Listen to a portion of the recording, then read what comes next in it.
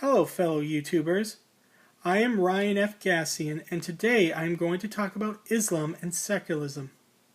This is a multi-part series because I believe there are several factors that help to explain why we have seen a rise in militant jihadist groups around the world. I want to devote a video to each one. For this video, I will show how secularism played a role in making the Muslim world more fundamentalist. Now, let me start by defining what secularism is. According to your dictionary, it is a belief system that rejects religion, or the belief that religion should not be part of the affairs of the state or part of public education. The former I would dub as negative secularism because it exists in direct opposition of religion itself. The latter, however, is what I would term positive secularism. Think of positive secularism as an immune system, protecting societies from religious extremism.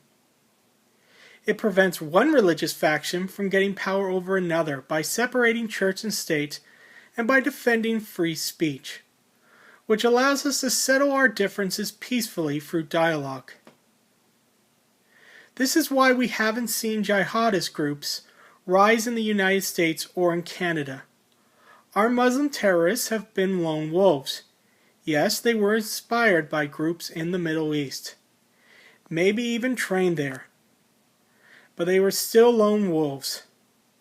Let's examine how secularism arose in the West, because that's an example of how to properly instill secular values, or positive secularism. During the Middle Ages, Christianity, or as it was practiced back then, looked very similar to the Muslim extremism that we face today.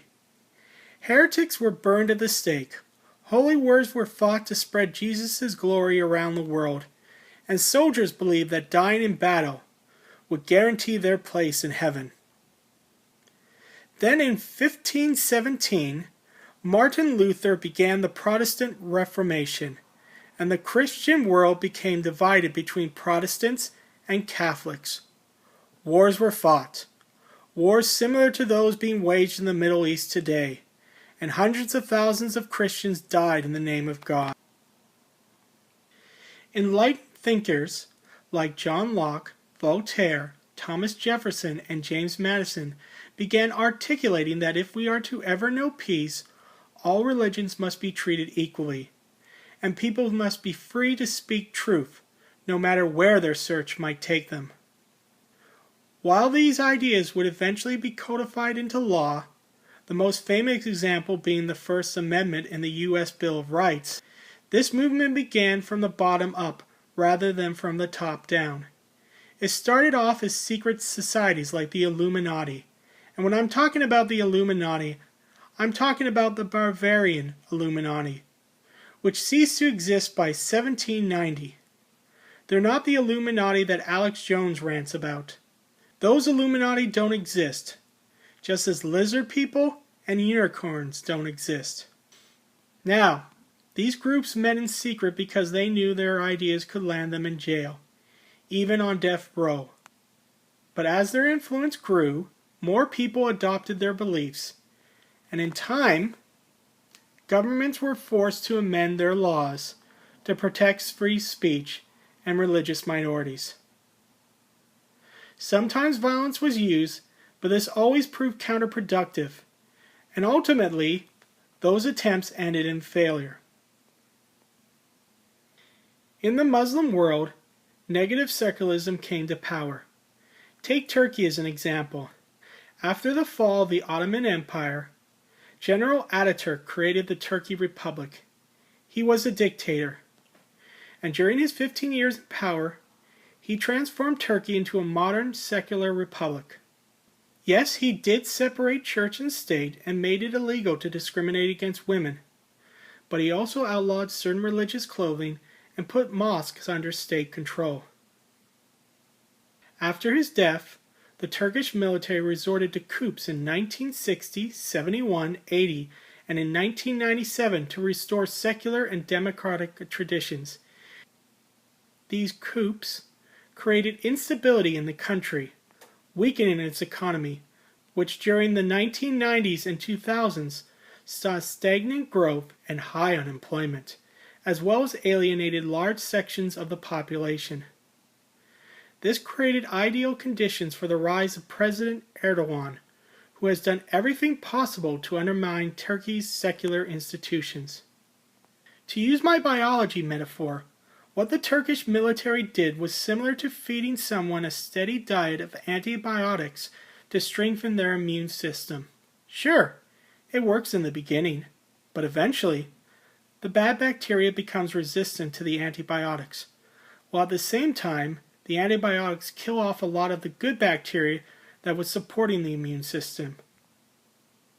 Or to put it another way, if your only experience with secularism is seeing your dad or uncle being gunned down, or seeing them being kidnapped by secret police in the middle of the night, would you be a fan of secularism? Or would you say, hey, why don't I double down?